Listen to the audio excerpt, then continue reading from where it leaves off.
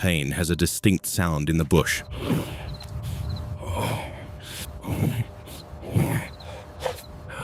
It is the friction of steel biting into skin.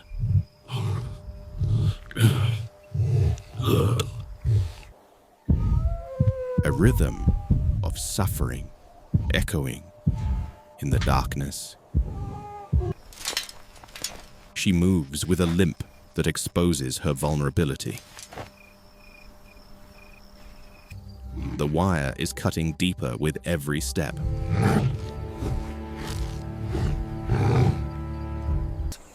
It was likely set for an antelope or buffalo.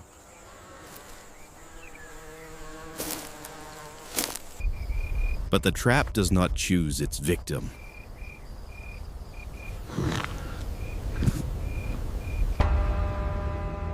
It only holds on with a merciless, tightening grip. She is dragging her own death behind her. In the silence of the night, a queen is being slowly strangled.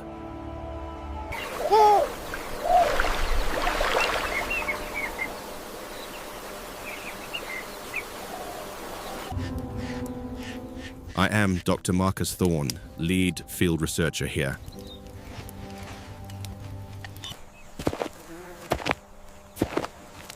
For 12 years, I have walked these game trails. I have watched the Nyerere pride rise and fall. But tonight, the data points do not matter.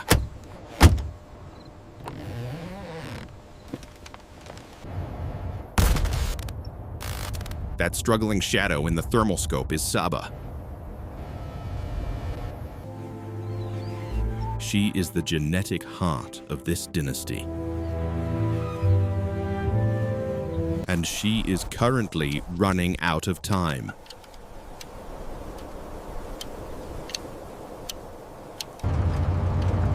We have to intervene before the infection claims her entirely.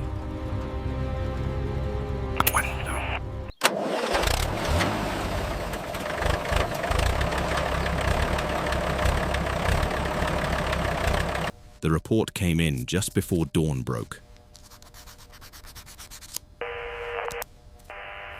Bet what? A patrol unit spotted drag marks near the river.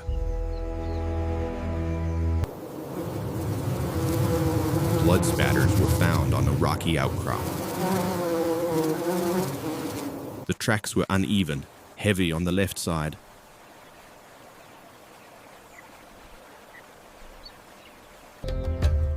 We knew immediately what those signs meant.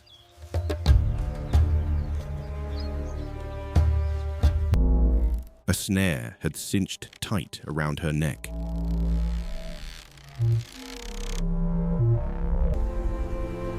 It is a cruel and indiscriminate weapon of poaching. The wire tightens as the wildebeest struggles against it. Panic only serves to drive the metal deeper.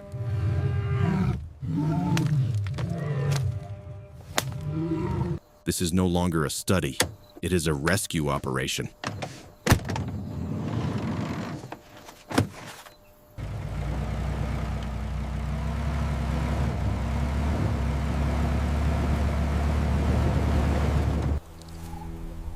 Usually, Saba is a ghost in the tall grass. She is confident, often ignoring our vehicle completely.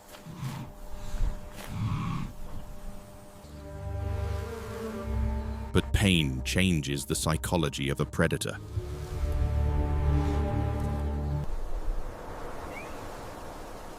She has vanished into the densest thorn scrub. Her instincts tell her to hide her weakness.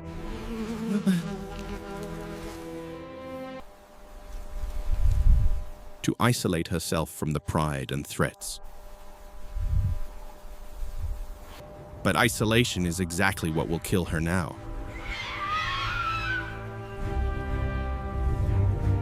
Sepsis moves faster than she can run.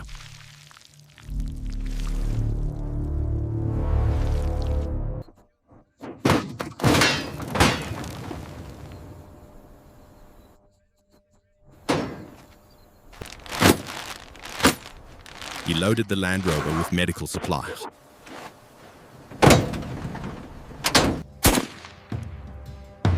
The dart gun was checked and checked again.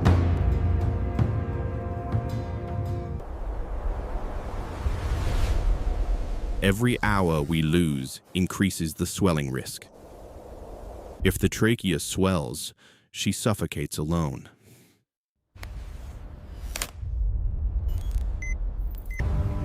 The team is silent, focused on the tracks.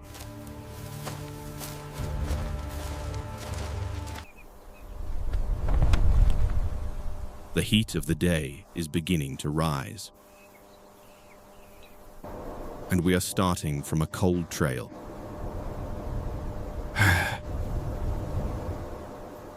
30 hours have dissolved into the dust.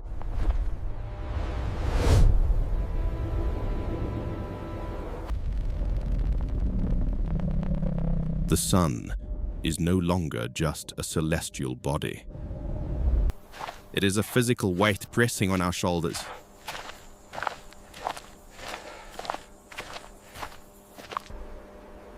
The horizon shimmers in a haze of relentless heat. We are walking through a furnace.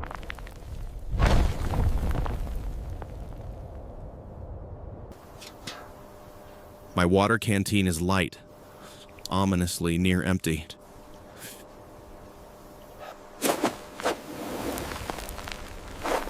Every step kicks up a puff of fine ash. The tracking team moves with mechanical, grim determination.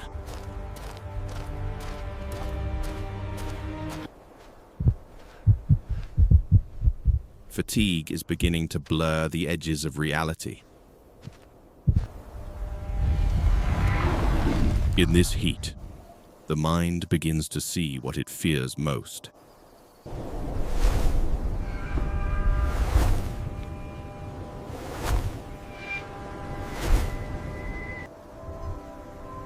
Tracking a wounded lion is not a linear pursuit. It is a high-stakes game of three-dimensional chess. Saba is not running aimlessly, she is using strategy. She is sticking to the thickets.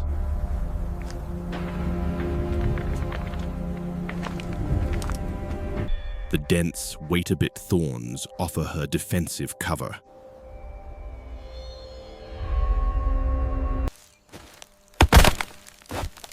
They also make our approach dangerously loud. We have to crawl on hands and knees.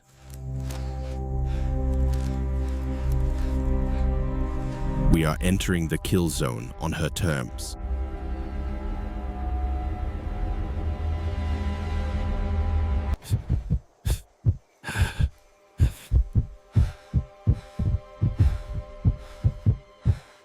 The biology of a snare wound is gruesome.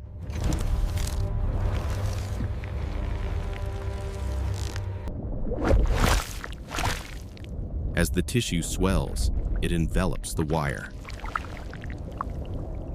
This creates an anaerobic environment, perfect for bacteria.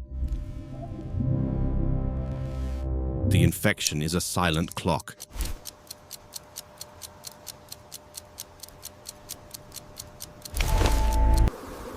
We can smell the necrosis before we see her.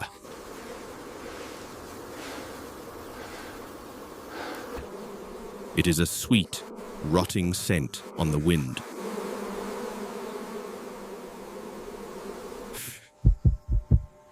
It turns the stomach and sharpens the nerves. Every shadow now looks like a lion.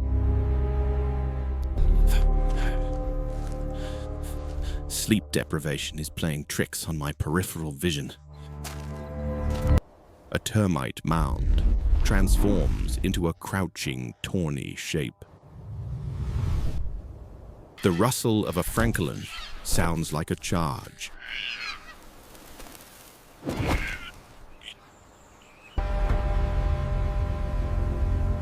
Paranoia is the tracker's constant, exhausting companion. We are hunting a ghost that is perfectly capable of hunting us back.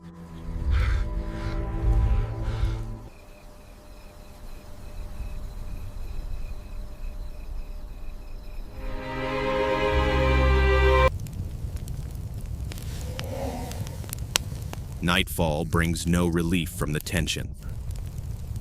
We cannot track visually in the absolute dark.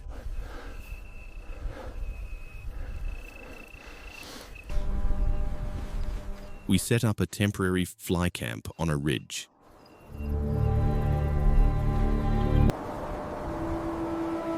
But nobody truly sleeps in this kind of silence. Oil with the elevator with that.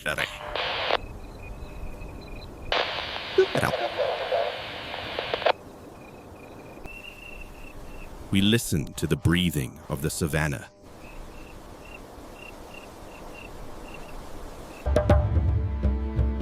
If she dies tonight, we will never find her. Scavengers, hyenas, and vultures will erase the evidence by dawn. The thought of her dying alone keeps eyes open.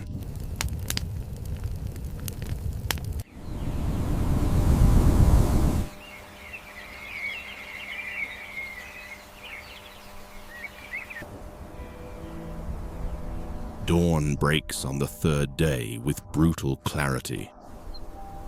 The tracker, Jackson, freezes mid-step and points down.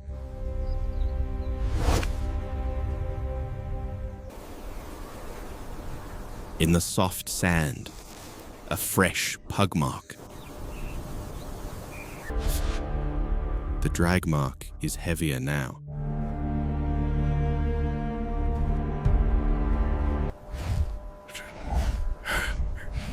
She is tiring, her head hanging lower than before.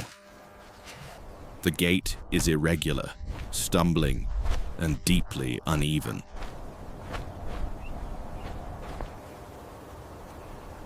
She is close, perhaps less than a kilometer ahead. The adrenaline dumps into our systems.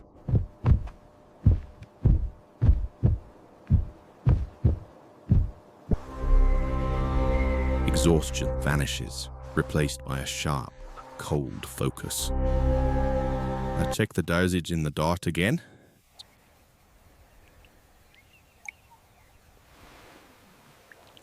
Calculating body weight against the level of dehydration.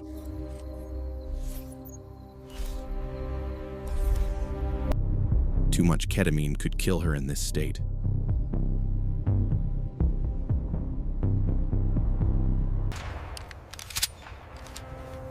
Medicine in the field is always a gamble with calculated odds.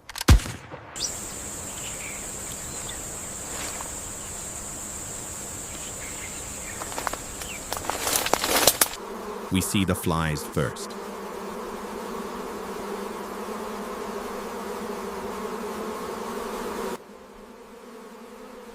A black cloud swarming a patch of croton bushes. Then, the low, rumbling growl vibrates our chests. It is a sound that triggers primal instinct. She is 10 meters away.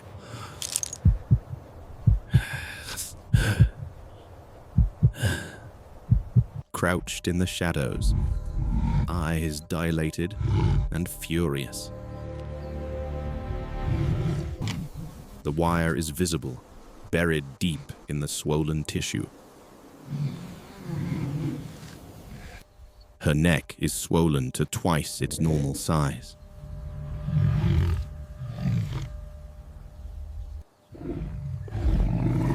She looks less like a queen and more like a monster.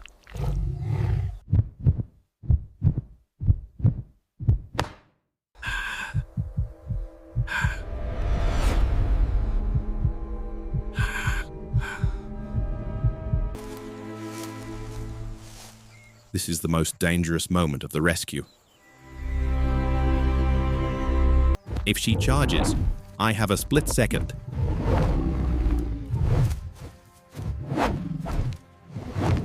The rifleman beside me unlocks his safety catch.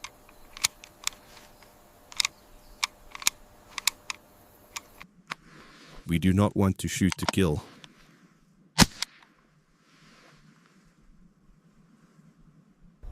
We are here to save a life, not take it. But a wounded lioness is pure and concentrated aggression. Her ears are pinned back flat against her skull. She is calculating the distance.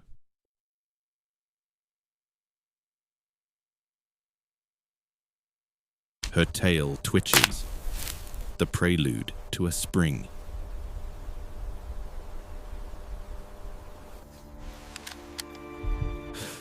I raise the dart gun, steadying my breathing. The crosshairs settle on the heavy muscle of her shoulder.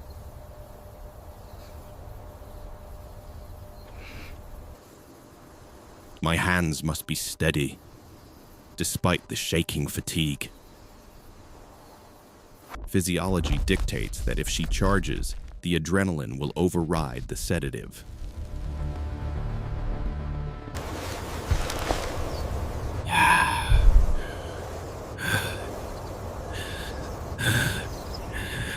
I have to thread the needle through the branches.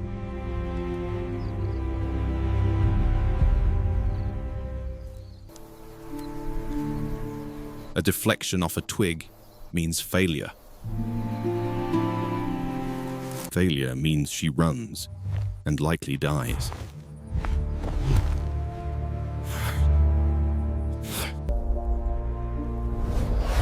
The wind holds its breath.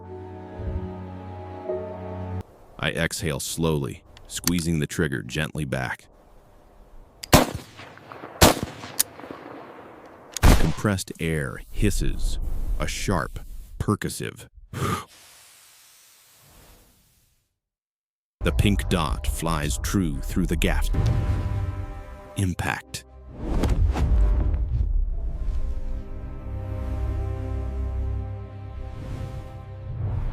It strikes her thigh with a solid thud.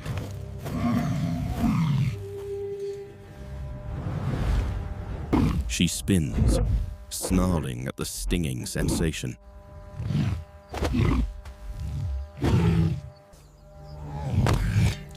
She snaps her jaws at the empty air.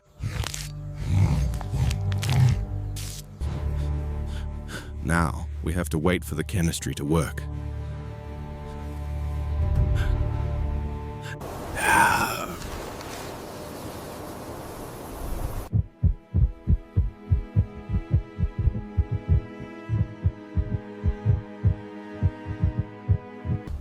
She tries to rise, but her legs fail.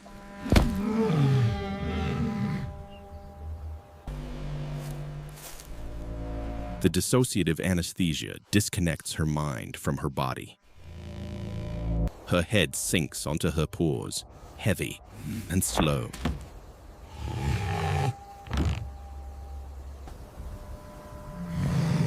The growls soften into groans. We wait 10 minutes to ensure full induction.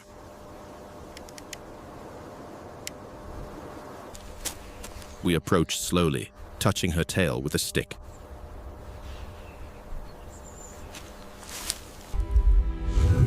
She is deep in the K-hole.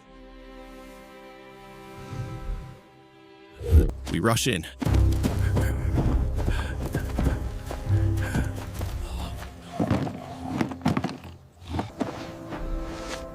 There is no time for celebration or relief. We have to cut the wire immediately.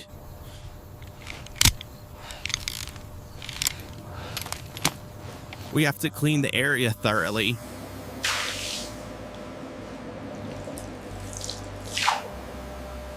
The surgery must happen right here in the dirt.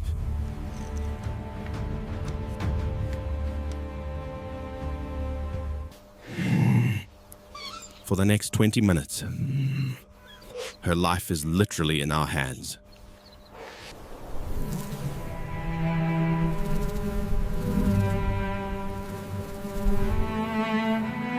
The wire snaps with a dull click.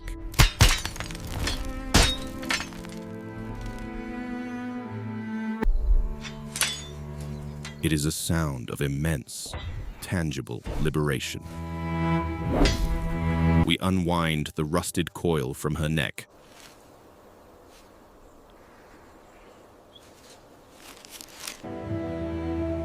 The skin beneath is raw, weeping, and angry. But the trachea is intact.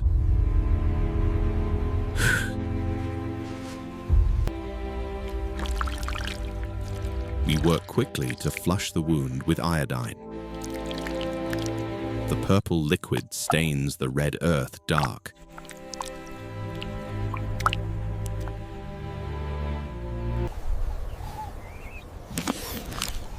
We inject long-acting antibiotics into her flank. We are scrubbing away the evidence of human cruelty.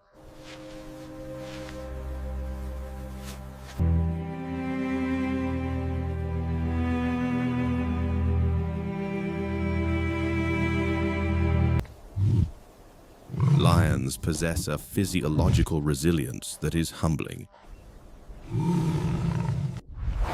Their capacity for rapid tissue granulation is extraordinary. In a controlled environment, this wound would take months. Out here, she will heal in weeks.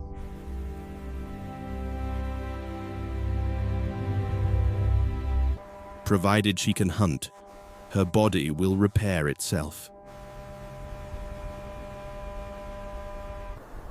We are not healers. We are merely facilitators.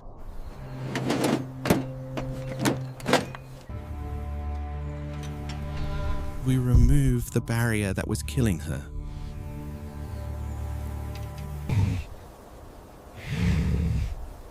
Biology will take care of the rest.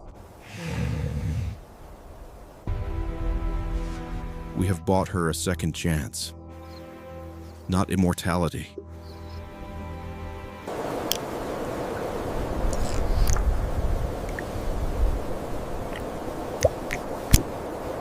The reversal agent is administered.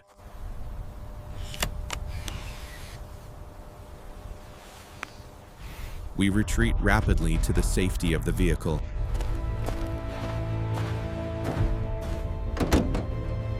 The team watches in silence, holding our breath.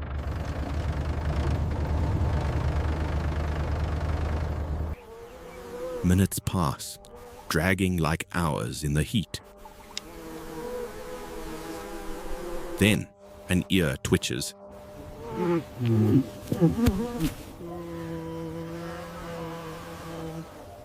Her head lifts, heavy and uncoordinated at first. She blinks, processing the return of her senses. She stands, swaying slightly like a drunkard.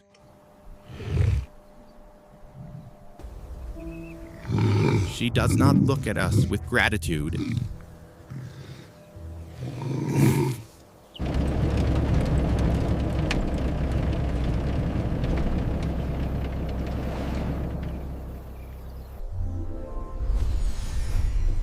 There is a temptation to project emotion here. To imagine she understands. We saved her life. But ethology dictates a harsher, simpler truth. To her, we are just a disturbance.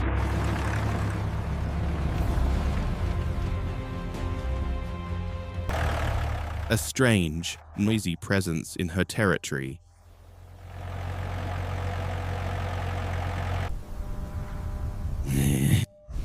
She does not acknowledge the humans in the truck.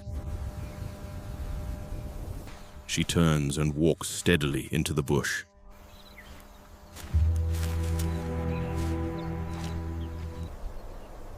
Her focus is already entirely on survival. That indifference is exactly how it should be. She remains wild.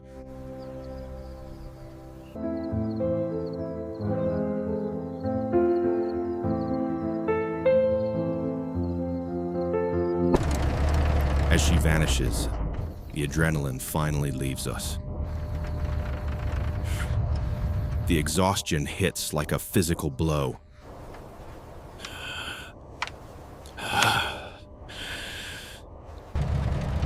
My hands are stained with iodine and dust. We pack the medical kit in silence.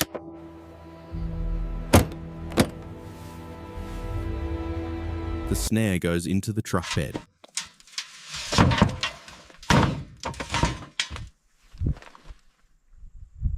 It is twisted metal, meaningless now, yet heavy.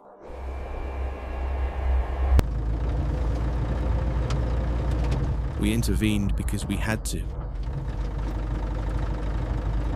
Not to play God, but to correct a mistake.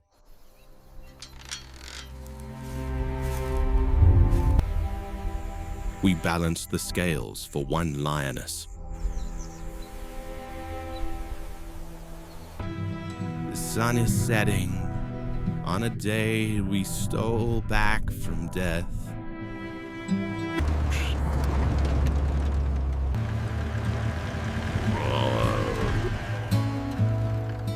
Saba is walking free tonight.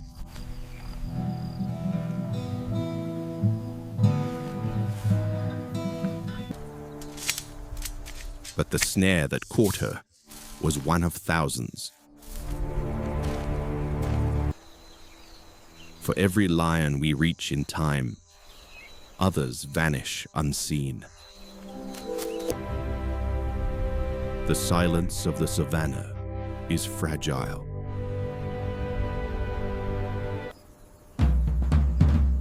This is a war against extinction. It is fought by rangers, trackers, and people like you. The fuel, the medicine, the hours, it all costs real resources. By joining our Patreon, you fund the next rescue. You keep the trucks rolling.